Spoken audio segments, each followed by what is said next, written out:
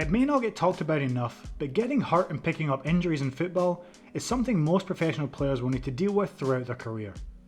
Some will give the game a bad reputation and play up minor knocks to exaggerate what happened to them, whilst others will get handed much more serious outcomes that could threaten their ability to play football at all. But thanks to modern medicine and physiotherapy, players nowadays can recover faster and better than ever before. However, today on the Bosman Viewing, we want to look at some players who weren't so lucky.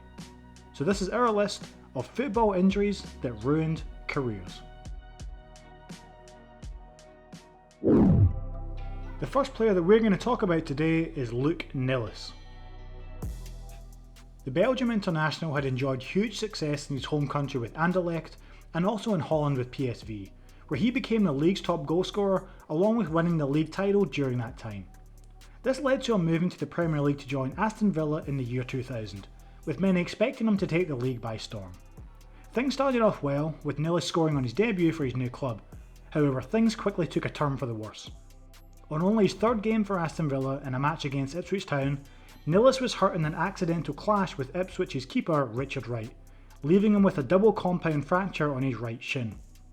The break was so bad that it led to complications and it later became infected, with Nilis facing the prospect of having his leg amputated.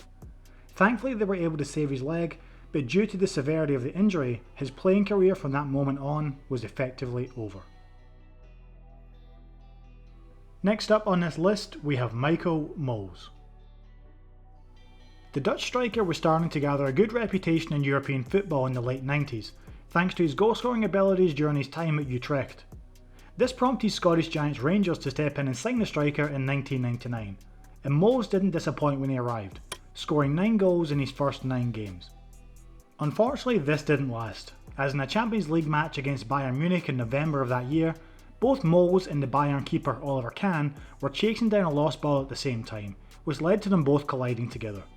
This caused Mols to land awkwardly and tearing multiple ligaments in his knee, ruling him out for the rest of the season. He returned to playing football almost 1 year later, but he would always struggle to get back to his best from that moment on, with the injury now affecting his movement and how he played the game. Mols was still able to continue playing football for some years after he recovered, but there is no doubt the injury he suffered that day hugely impacted his ability and career. Another striker on our list now, this time it's Dean Ashton. Ashton was a hot prospect in English football when he started out at Crewe Alexandra, then on to Norwich City, where he'd consistently score goals and was seen as having a bright future ahead of him by many in the game. Then in 2006, West Ham opted to sign Ashton for around £7 million, where he had a promising start to life in London, scoring some important goals, including one in the FA Cup final of that season. Thanks to these goals and strong performances for his new club, Ashton was called up to the England squad to face Greece in a friendly. And what should have been a career highlight for the striker turned into a nightmare. Ashton ended up breaking his ankle in training prior to the match, and the injury was so bad it ruled him out for an entire season. He would return to the West Ham first team a year later, but he could never fully regain match fitness and was forced to retire from professional football at the age of just 26. Now for a player who commanded a world record transfer fee, Gianluigi Lentini. The Italian winger came through the youth system at Torino in the late 80s and helped to get the club back to Serie A along with getting his team to the UEFA Cup final in 1992. His talent and skills quickly attracted the attention of all the major clubs in Europe, at which point AC Milan signed Lentini for a world record fee of £13 million. He made an immediate impact, scoring important goals at his new club and becoming a key player, as Milan won the Serie A title and Italian Super Cup in his first season. What happened next could never have been predicted, as whilst driving home from a pre-season tournament in 1993, Lentini was involved in a serious car crash, resulting in him fracturing his skull and damaging his eye socket. Following on from this crash, Lentini was never able to fully recover and gain back his dribbling skills. He was plagued by memory loss, blurred vision and dizzy spells, with teammates even noticing his balance was completely different. He would continue to play football for a number of years after this incident, but it was clear for everyone to see he was never the same player again. Next up we're going to talk about a goalkeeper, Victor Valdes. The Spanish keeper started out his career with Barcelona and not long after making his debut, quickly established himself as the club's new number one. Over the next 12 years, Valdes would continue to be the club's first choice goalkeeper, as they established themselves as arguably one of the greatest club sides in football history.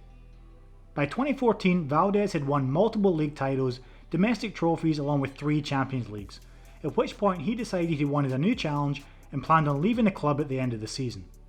Unfortunately, as that season began to draw to a close, Valdes tore his ACL in a match against Celta Vigo, ruling him out for the remainder of the campaign.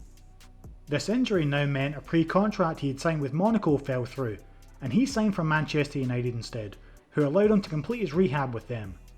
From this point on, however, he would struggle to get back to his best, and he had limited first-team game time. Valdes would then move on to Middlesbrough on a short-term deal, before announcing his earlier-than-expected retirement from football. And our final entry here is one of the most distressing: David Busst. The English centre-back had been playing for Coventry City in the Premier League since 1992. Busst was viewed as one of the country's first-choice defenders, and he helped establish the club's position in the Premier League. What then took place in 1996 went down in infamy and is still referred back to today when major injuries occur. In a game against Manchester United, Busst had ventured forward as Coventry City had won a corner early on in the match. Busst would then end up colliding with 2 United players, Dennis Irwin and Brian McClare, resulting in a horrific leg break with multiple, extensive compound fractures to both the tibia and fibula of his right leg. Busst was immediately stretchered off the pitch, and the game was delayed for 9 minutes, as the blood was cleaned off the grass. Bust's injuries were so bad they required 26 separate operations in an attempt to save his leg, during which time he contracted MRSA, which caused more damage to his tissue and muscle in his injured leg.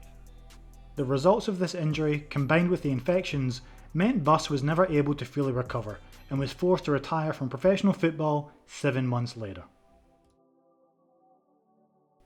We hope you enjoyed the video. This is the Bosman viewing, and if you're new here, you should check out our other football videos on the channel. Is there a player you think we should have included in the list? Let us know in the comment section below. And if you enjoyed this video, if you could thumbs it up, that'd be great. Subscribe for more, and I'll see you on the next one.